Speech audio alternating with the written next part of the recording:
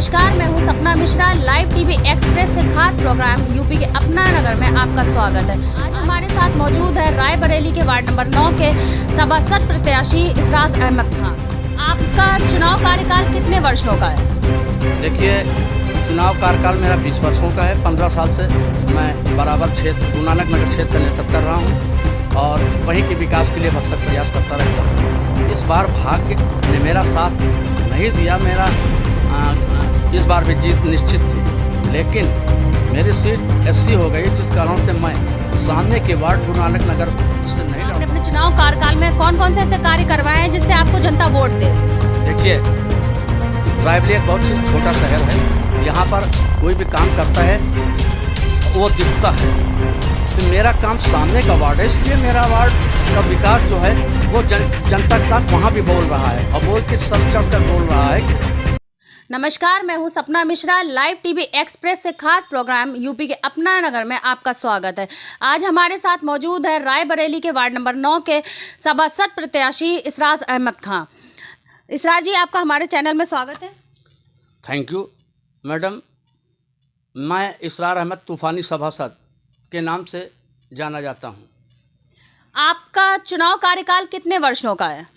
देखिए, चुनाव कार्यकाल मेरा 20 वर्षों का है। 15 साल से मैं बराबर क्षेत्र गुरु नानक नगर क्षेत्र का नेतृत्व कर रहा हूँ और वहीं के विकास के लिए भरसक प्रयास करता रहता हूँ।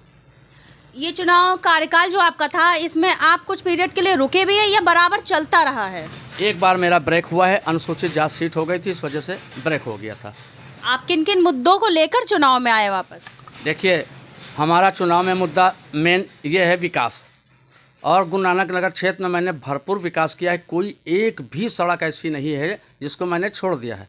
18 सड़कें मैंने इस बार भी बनाई हैं, 2 नाला बनाया है और 250 से ऊपर LED लाइट और काफ़ी काम किए हैं। तो मेरा मेन मकसद रहता है कि जनता को जन सुविधाओं का लाभ मिले और शासन की योजनाओं को जन जन तक पहुँचाया जाए। यही मेरा उद्देश्य है और इस उद्देश्य को लेकर ही मैं चुनाव लड़ता हूँ। इस बार भाग्य ने मेरा साथ नहीं दिया।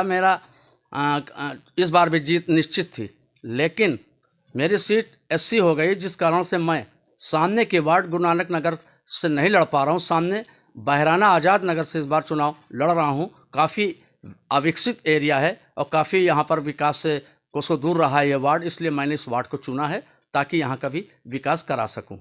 पिछली बार आप वार्ड नंबर 9 से चुनाव लड़ रहे थे, इस बार आप कौन से वार्ड से चुनाव लड़ रहे हैं? इस बार मैं आज़ाद नगर से चुनाव लड़ रहा हूँ, जो कि बहराना के नाम से जाना जाता है। यहाँ पर मेन प्रॉब्लम है सीवर की। यहाँ पर रायबरेली के 3400 वार्ड में यही एक ऐसा वार्ड है जहाँ पर सीवर लाइन है ही नहीं। तो मेरी पहली प्राथमिकता होगी कि जीतने के बाद मैं यहाँ पर सीवर लाइन डलवाऊँ, यही मेरी प्राथमिकता है।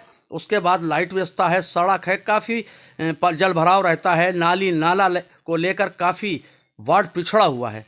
तो मेरी पहली प्राथमिकता होगी कि यहाँ के विकास के लिए सांसद निधि, विधायक निधि, MLC निधि, नगर पालिका से भरपूर प्रयास करके जनता को वो लाभ दिलाएं जिसके लिए वो काफ़ी सालों से इंतजार कर रही है।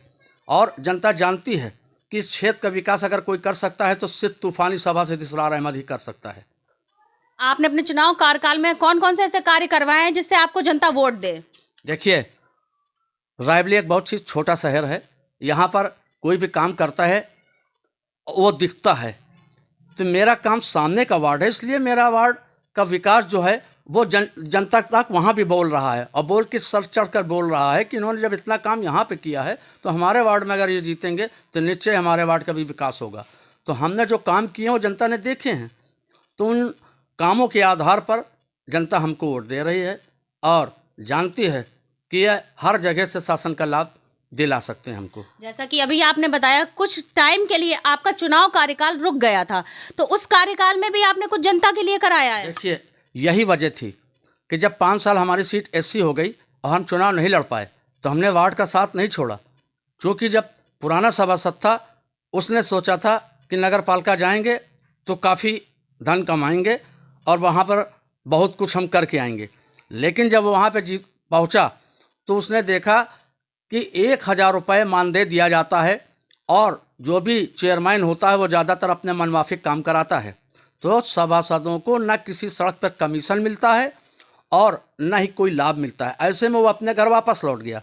6 महीने बाद हमने उस वार्ड की बागडोर को फिर संभाला और वहाँ पर जो हो सका वो हमने काम किया। उसके बाद जब सीट हमारी अनुसूचित जात के बाद सामान्य हो गई तो मैंने चुनाव लड़ा। उस समय 9 लोग चुनाव में मैदान में थे, किसी की जमानत नहीं बची। भरपूर वोटों से हमको जनता ने फिर जिताया। तो ये महिलाओं और बच्चों के लिए आपका क्या ख्याल है, क्या करना चाहेंगे आप? देखिए, महिलाओं के लिए कुछ योजनाएं हैं, जैसे कि आवासीय योजना, विधवा पेंशन, वृद्धा पेंशन और मृतक आश्रित लाभ, जिसे पारिवारिक लाभ कहते हैं। पति के मृत्यु के उपरांत 30,000 रुपया शासन देती है। हम इन सब लाभों को महिलाओं को दिलाते हैं। और जो सिलाई कढ़ाई वगैरह ऐसे कई प्रोग्राम हैं जहां पर फ्री में उनको ट्रेनिंग दी जाती है। उन सब चीज़ों को लाभ हम महिलाओं को दिलाने का पूरा प्रयास करते हैं। ये तो बात रही महिलाओं और बच्चों की। वृद्ध लोगों के लिए आप क्या कर रहे हैं? वृद्ध लोगों के लिए सिर्फ एक ही योजना है, वो है ओल्ड एज पेंशन। हम उनके घरों में जाते हैं, उनसे पूछते हैं कि अगर आप लोगों को शासन से कोई लाभ मिल रहा है तो ठीक है, नहीं मिल रहा तो हमसे बताइए।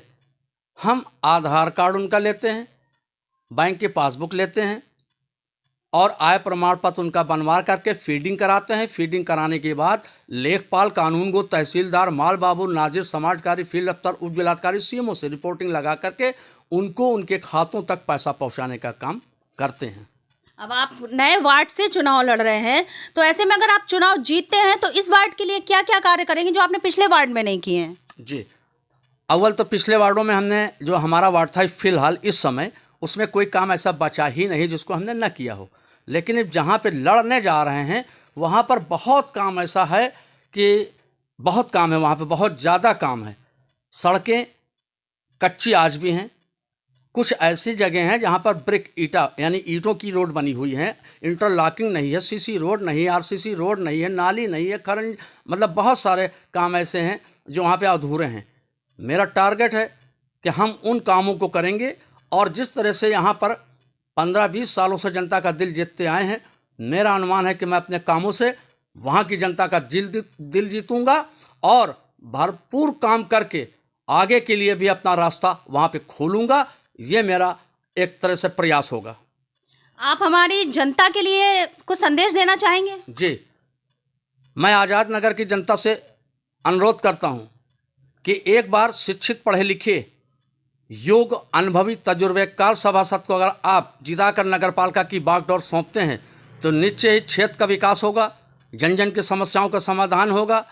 और आपने एक मौका खो दिया तो निश्चय ही 34 सालों से वहाँ पर विकास नहीं हो सका है, आप फिर विकास से कोसों दूर चले जाएंगे। इसलिए जनता से मैं विनम्रतापूर्वक अनुरोध कर रहा हूँ कि जो भी प्रत्याशी लड़ रहे हैं, प्रत्याशी सब अच्छे होते हैं, सब सही हैं, कहीं किसी में कोई बुराई नहीं होती, लेकिन 19-20 सब में होता है।